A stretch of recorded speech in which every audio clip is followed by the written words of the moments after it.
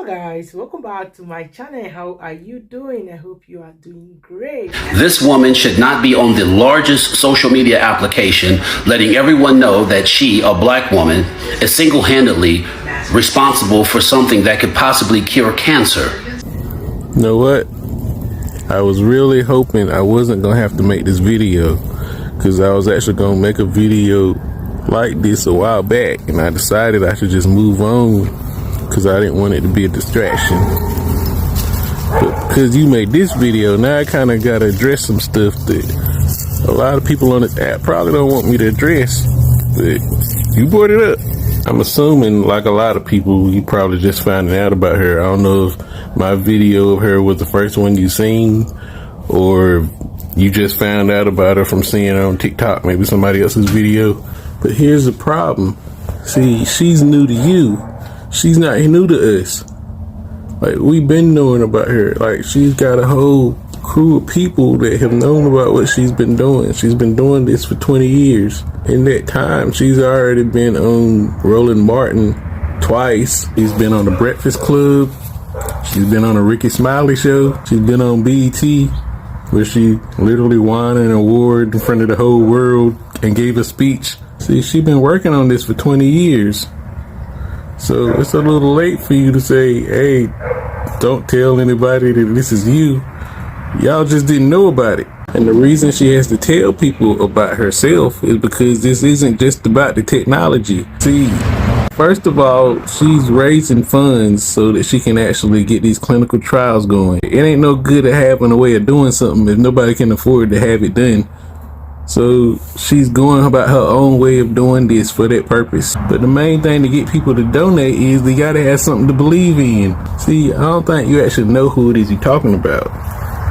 So we did this live together. I want you to go watch this. And it's a playlist. You just watch it all the way through. And you go on YouTube. I want you to search her name and watch some of those videos that come up. Because I need you to see her. Not just see what she looks like, but I need you to see her, who she actually is as a person.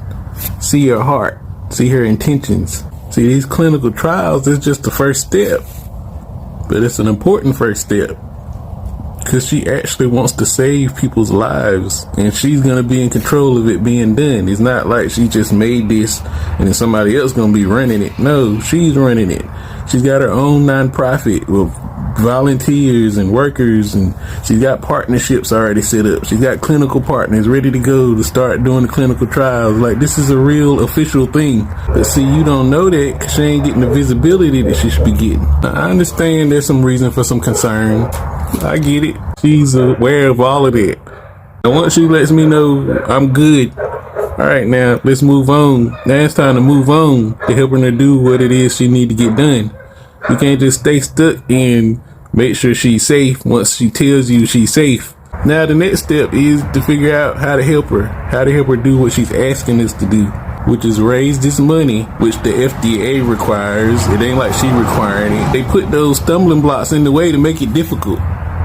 So knowing that, we need to get together and make sure it's not as difficult as it has to be. But if everybody's in the comments just focusing on, is she okay or is she safe? Nobody's thinking about donating that actually stop people from dying from cancer that don't have to. See, there's too many people in the comment section. They got this movie mentality, like they say stuff, but it ain't tangible, it ain't practicable in the real world. Protect her at all costs. How about you just donate at all costs? Because that's what she's asking you to do. That can actually help. This is bigger than just having a way to treat cancer. This is her legacy. You don't get to tell somebody what their legacy should be. So half the time they don't get to choose what their legacy is. God just chooses it for them. See, the whole point of that video I made and all the other videos I made is to make her tangible. See, I knew that if people saw her the way we see her, the people that already know about her and know her, they'd be more than willing to donate, because you can feel the sincerity. You know she's really doing this for the right reason. And that's what people need. TikTok is the perfect place for that, because it's the only way that you can just connect with people right then. Ever since she first came out and did that video with Roland Martin, they got 10 million views. If everybody just donated $1 then, it'd be done just like that. It'd already be done. She wouldn't even need to have they ever been on TikTok in the first place. But we're doing this because it's necessary. She needs visibility.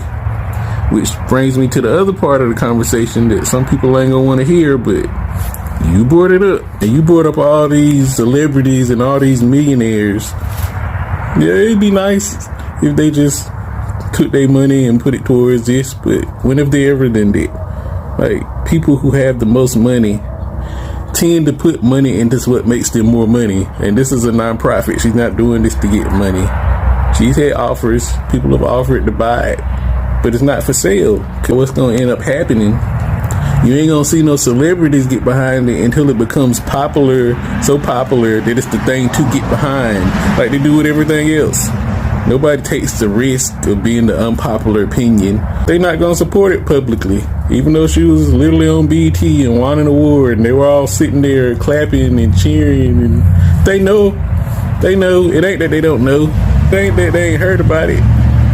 Either they choose not to, or whoever their people is who tell them what to do with their money telling them not to. They just don't want to get behind it right now. They'll get behind it when it benefits them to get behind it. But that brings us to the next topic of conversation. Because if you're going to talk about all these people who got millions and millions of dollars, you also need to talk about all the influencers on this app that got millions and millions of followers. Because they can help her too. That visibility, they can get the donations. The more exposure she got, the more people will donate. And it ain't because they don't know. They know. I know some of them definitely know because they be in my comment section trying to be all political, giving these political statements. Yeah, we support Dr. Green. Yeah, I've done videos on her. I follow her. What good are those videos now? I don't want to hear about no video you did 2 years ago. You know ain't nobody seeing that. She need help now. You can make a video now. Don't tell me about something you already done.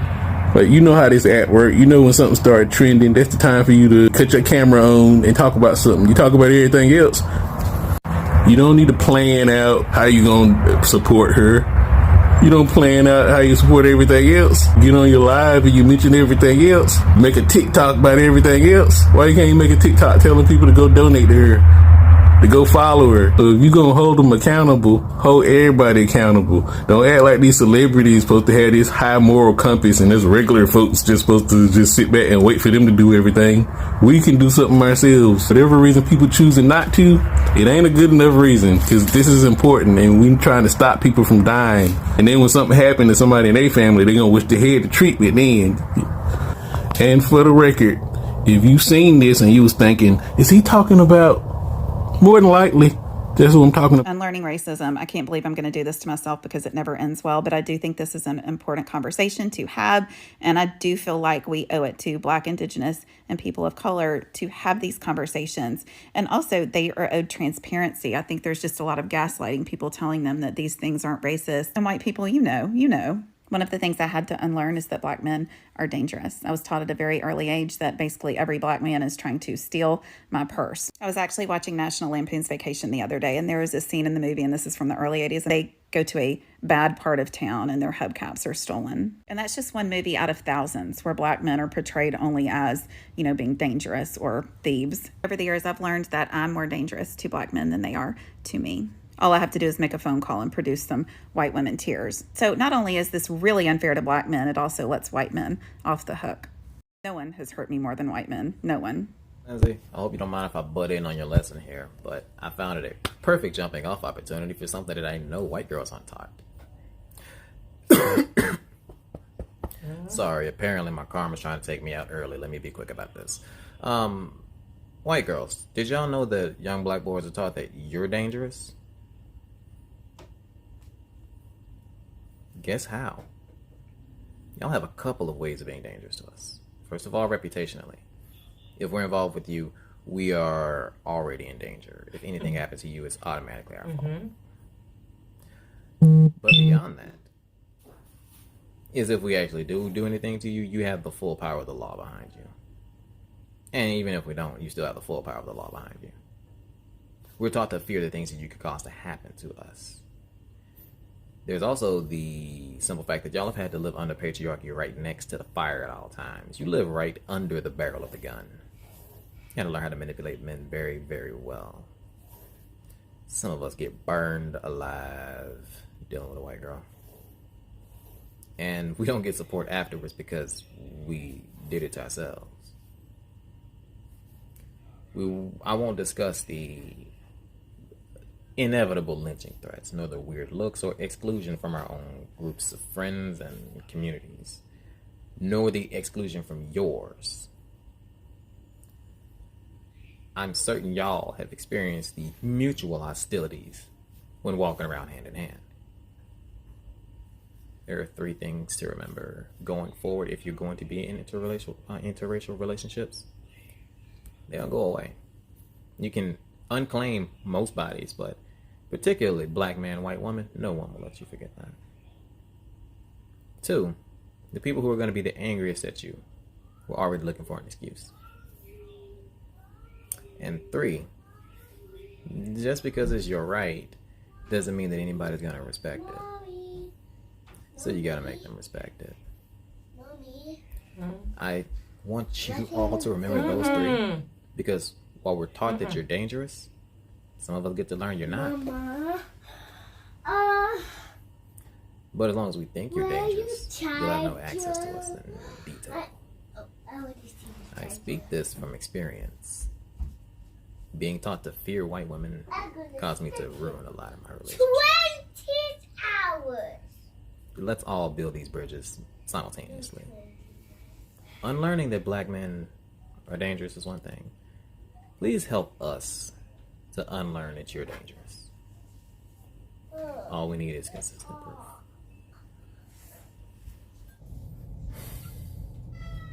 This comment thread is a prime example of why I don't deal with white women. This whole comment thread is a prime example of why I don't deal with white women. It is already a hell of a mountain that any white woman who decides she's going to try to get involved with me has to climb. But you are not only refusing to climb the mountain, you're adding to it. You are actively refusing to accept the knowledge right in front of you that white women are just as dangerous to black men as white men are. You're trying to shove off the responsibility of white women for weaponizing white men for being the excuse. And I'm pretty sure I addressed this directly to you in your first comment days ago, if not a week or so or more ago.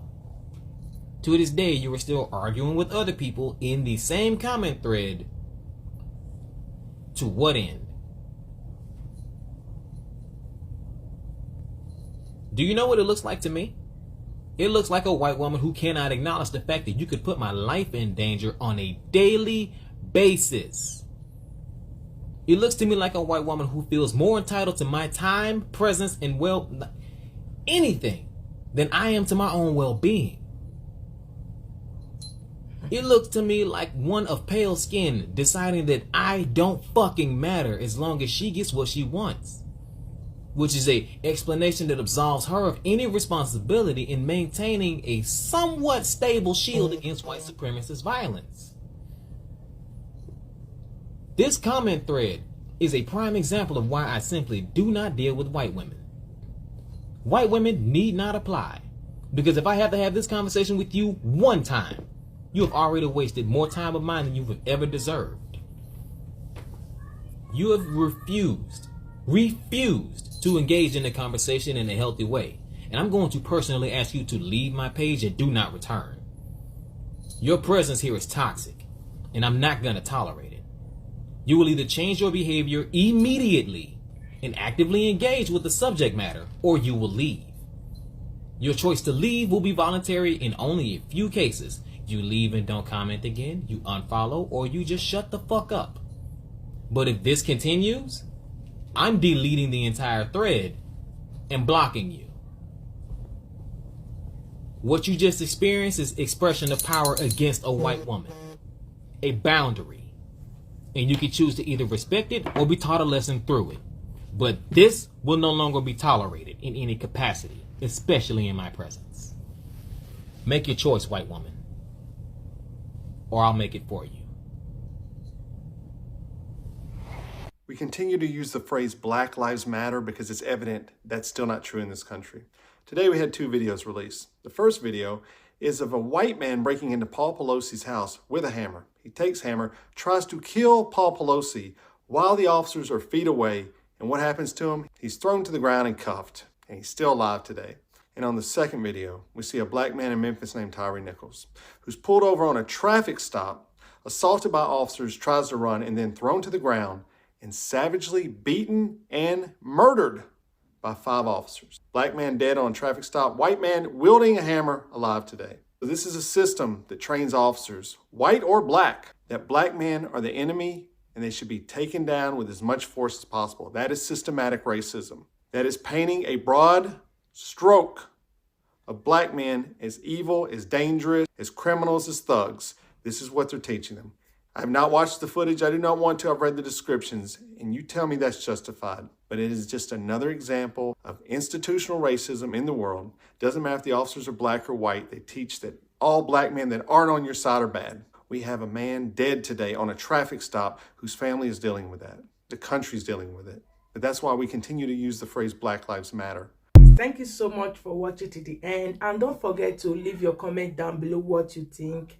Don't forget to subscribe, turn on your notification. Anytime I upload a video, you will be notified. Stay blessed. Bye.